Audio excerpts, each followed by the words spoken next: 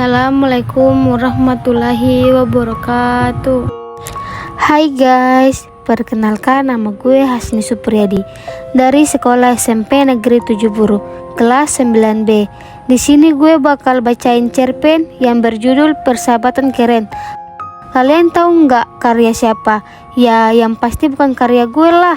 Cerpen ini karya Danvi Sakartaji. Kalau lo pada nggak mau dengerin cerita ini, gue yakin lo pada bakal nyesel. Jadi yuk dengerin bareng-bareng. Best friend forever.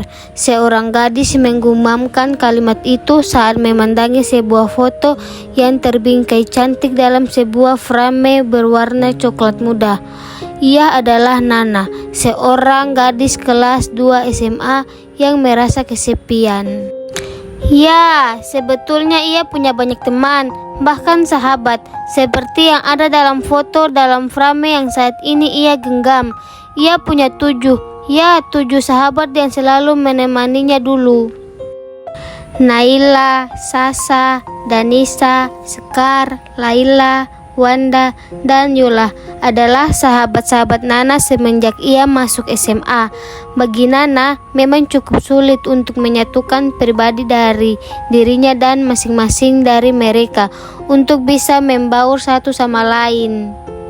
Karena mereka berdelapan, hal tersebut bukanlah hal yang mudah. Seperti yang ia alami sekarang, ia merasa hubungan persahabatan mereka sudah renggang. Mereka sibuk dengan urusannya masing-masing. Naila, Sasa, Sekar, dan Wanda sibuk dengan urusan mereka di OSIS. Laila dan Yola sibuk dengan kegiatannya di Pramuka. Yang terakhir ada Danisa yang sibuk latihan menyanyi. Ia mengikuti ekstra musik dan ia menjadi penyanyi utama dalam band sekolah. Sedangkan Nana sendiri, ia sebenarnya anggota tim basket putri. Sayangnya, untuk saat ini ia tidak bisa bergabung dengan tim basket karena ia cedera. Baik pelatih maupun orang tua Nana tidak mengizinkannya untuk latihan basket sementara waktu ini. Gue tahu gengs, kalian orang-orang sibuk, so nggak perlu mempedulikan persahabatan kita, gumam Nana dengan senyum miris. Ia lalu meletakkan frame foto tersebut di meja belajarnya, lalu ia membaringkan tubuhnya. Gue harus lekas tidur. Besok bisa jadi hari yang berat, gumamnya sekali lagi sebelum tidur. Pada hari seperti biasanya, Nana berangkat sekolah dengan sepeda legendarisnya. Tak lupa ia memakai helm mungil pemberian pamannya. Ia menyapa setiap orang yang ia jumpai selama perjalanan ke sekolah. Begitulah Nana, ia adalah gadis tomboy yang ramah dan pemberani. Pelajaran pertama yang harus ia tempuh bersama yang lainnya adalah fisika. Sebenarnya Nana malas datang ke sekolah, bukan karena guru fisika yang killer, tapi karena sahabatnya yang sibuk dengan urusan mereka masing-masing. Nana sengaja datang terlambat untuk menghindari sahabat-sahabatnya. Setidaknya sebelum guru fisika masuk, Nana sudah duduk manis di kelas. Tanpa terasa, kegiatan di sekolah sudah hampir usai. Nana sudah berniat untuk pulang karena ia tahu bahwa sahabat-sahabatnya akan langsung pergi dengan urusannya masing-masing tanpa mempedulikannya. Nah, mau kemana? Tanya Sekar yang tiba-tiba menghampiri Nana. Baiklah, emang gue kayak lolo pada, jawab Nana ketus, lalu pergi. Melihat ekspresi Nana yang begitu kesal, Sekar merasa bersalah dan ia langsung menghampiri yang lainnya. Dan dari kejauhan mereka melihat Nana sedang bersama seorang anak laki-laki. Itu bukannya Andi ya? Tanya Wanda kepada yang lainnya.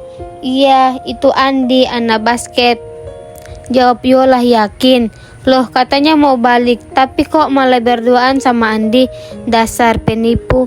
Danisa tampak sangat emosi melihat Nana dan Andi jalan bersama. Lo nggak cemburu kan, Dan? Tanya Sasa polos. Lah, apaan sih? Ya enggak lah, udah gue mau latihan. jawab Danisa lalu pergi. Ternyata Nana dan Andi melihat anak basket putri latihan. Nana tampak gusar, tapi ia tak bisa menyembunyikan raut wajah senangnya. Kan gue udah bilang, gue pantang buat ke lapangan basket. Kalau bukan buat ambil nilai, gue nggak mau kesini, apalagi jadi penonton ogah. Nah, gue tahu lo pengen banget paling enggak lihat tim lo main. Lo emang egois sama diri lo sendiri. Lo enggak mau jadi penonton, padahal lo juga pengen tahu perkembangan tim lo. Lo cuma mau dengar dari pemain tanpa lihat sendiri, dan lo percaya. Andi mulai menggebu-gebu. Lo enggak usah sok peduli, jawab Nana ketus. Gue tahu nah, lo kesepian. Lo butuh teman. Di saat kayak gini, sahabat-sahabat lo justru sibuk sendiri-sendiri. Gue juga tahu lo butuh support. Gue nemenin lo bukan karena ya lo tahu, bukan karena gue suka sama lo, tapi juga bukan karena gue kasihan sama lo, tapi karena gue peduli sama lo. Nah, gue tahu lo punya mimpi, punya persahabatan yang keren di masa putih abu-abu ini. Lo tau dari mana? Tanya Nana curiga. Kita sama-sama anak basket, ingat itu. Udah, pokoknya lo lihat teman-teman satu tim lo main. Lo lihat sendiri perkembangannya. Terus kita selesain masalah lo sama sahabat-sahabat lo, ucap Andi lalu meninggalkan Nana dengan kebingungannya. Gue masih gak habis pikir sama sikap lo. Sepeduli itu kah? Atau ada maksud lain? Tanya Nana saat ia berjalan dengan Andi menuju kantin. Karena hari ini hari Senin, maka kantin akan buka hingga pukul 17.00. Sedangkan hari biasanya hanya buka hingga pukul 15.00. Iya, ada maksud lain, ucap Andi menggantung. So what? Tanya Nana penasaran. Itu mereka lagi kumpul.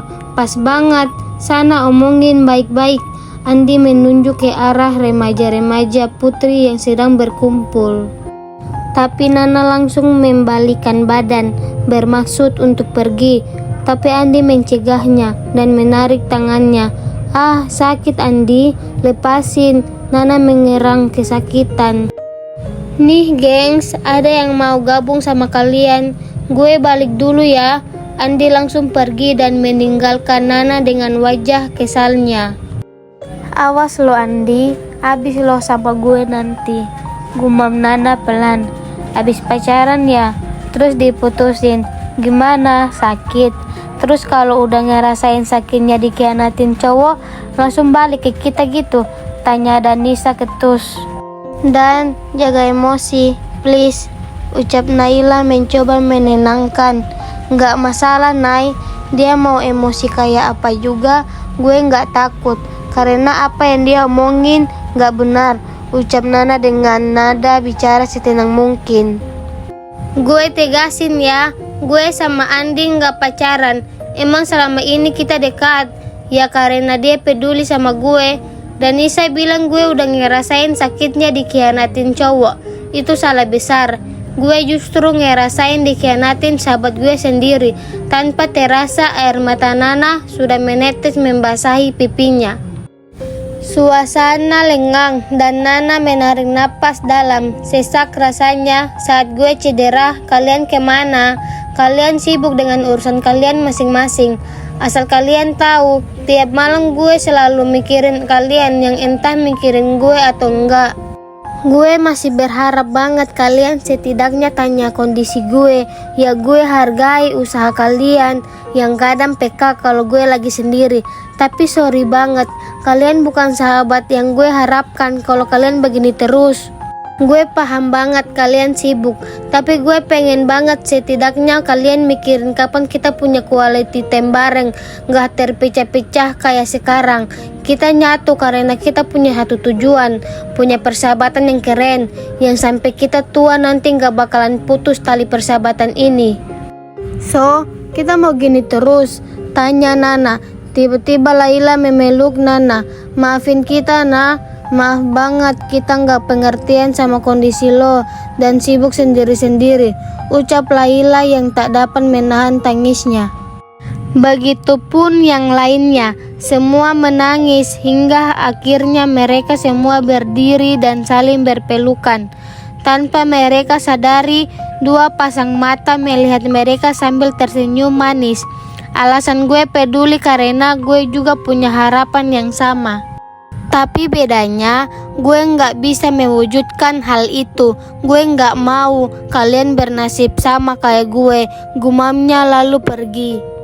Sekian cerpen dari saya. Apabila ada salah kata ataupun hal-hal yang kurang berkenan, saya mohon maaf. Saya akhiri. Wassalamualaikum warahmatullahi wabarakatuh. Penulis Danvi Sakartaji.